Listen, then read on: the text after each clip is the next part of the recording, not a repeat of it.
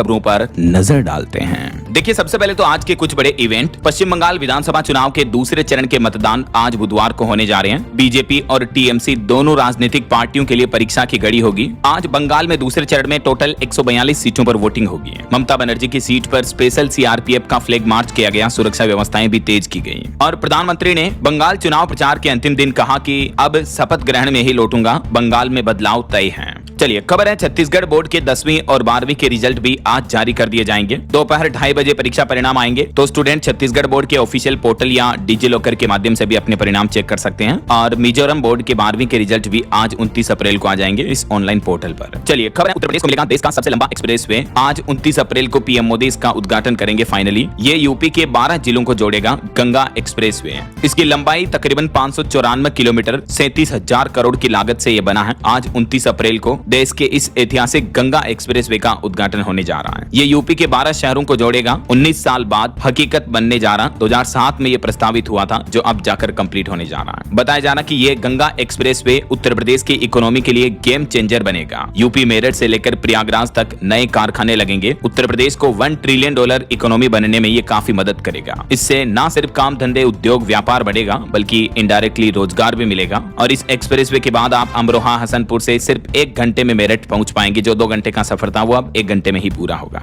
चलिए, अगली खबर देखिए। राजधानी दिल्ली को भी मिलने जा रहा नया मेयर और डिप्टी मेयर। आज 29 अप्रैल को इस पर भी फैसला आ जाएगा। वहीं उत्तर प्रदेश अयोध्या में शिव मंदिर पर 29 अप्रैल को ध्वजारोहण करेंगे मुख्यमंत्री योगी आदित्यनाथ। इसमें लगभग 1000 से भी ज्यादा मेहमान शामिल होंगे। अयोध्या के राम मंदिर परिसर में ही बना है ये शिव मंदिर, जिसका ध्वजारोहण होगा आज। सीएम योगी तकरीबन 1 घंटा तक राम मंदिर में रुकेंगे इस दरमियान। और हिमाचल प्रदेश आने वाले पर्यटकों के लिए अपडेट है। आज 29 अप्रैल को बंद रहेगी अटल टनल। तो ये तो आज के कुछ बड़े इवेंट रहे। और चलिए आगे बढ़ते हैं खबरों में। सबसे पहले ईरान अमेरिका इजराइल जंग से जुड़ी कुछ बड़ी खबरें देख लेते हैं। तो देखिए, ईरान पर अमेरिका और इजराइल के हमलों को 60 दिन हो चुके हैं, 2 महीने बराबर। इस बीच ईरानी विदेश मंत्री अरागची ने रूस के समर्थन को भी सराहा और ईरान के नए प्रस्ताव से डोनाल्ड ट्रंप नाखुश रहे। दरअसल दावा किया जा रहा है कि ईरान पहली बार होर्मुज रूट खोलने को भी तैयार हुआ, लेकिन इस शर्त पर कि अमेरिका यहां होर्मुज रूट से नाकाबंदी हटाए। लेकिन ईरान के इस प्रस्ताव को डोनाल्ड ट्रंप ने ठुकरा दिया। ट्रंप अभी भी ईरान के न्यूक्लियर प्रोग्राम रोकने पर ही अड़े हुए हैं। पश्चिम एशिया संघर्ष के बीच एक सबसे बड़ी खबर देखने को मिली। बीते दिन ईरान ने होर्मुज खोलने के लिए हामी भर दी, लेकिन अमेरिका से नाकाबंदी हटाने की मांग की है। तो ईरान की इस मांग पर डोनाल्ड ट्रंप बोले कि होर्मुज खोलने की मिन्नतें कर रहा ईरान। और ट्रंप ने तो ईरान के लिए यह भी कहा कि यह देश अपने अंत की ओर आगे बढ़ रहा है। डोनाल्ड ट्रंप बोले कि ईरान अब ढहने की कगार पर पहुंच गया है, इसीलिए जल्द से जल्द होर्मुज स्ट्रेट खुलवाना चाहता है। तो उधर ईरान ने भी कहा कि हम भी डोनाल्ड ट्रंप का दबाव नहीं सहेंगे। और ईरान की ढहने की बात पर ईरानी सुप्रीम लीडर मोजतबा खामेनेई ने भी कहा कि हम एक मजबूत देश हैं, ईरान ढहने वाला नहीं है। मोजतबा के प्रतिनिधि ने यूएन पर भी सवाल उठाए। वहीं दोस्तों, होर्मुज संकट के बीच अब यूएई ने एक ऐतिहासिक फैसला लिया। 60 साल बाद यूएई ने ओपेक देशों से नाता तोड़ दिया। और संयुक्त अरब अमीरात के इस फैसले के बाद ग्लोबल तेल बाजार में भी भूचाल सा देखने को मिला, क्योंकि यूएई ने तेल उत्पादक देशों का यह संगठन है ओपेक संगठन। तो ओपेक प्लस को छोड़ने की यूएई की घोषणा के बाद ईरानी युद्ध के बीच तेल बाजार में अनिश्चितता भी बढ़ गई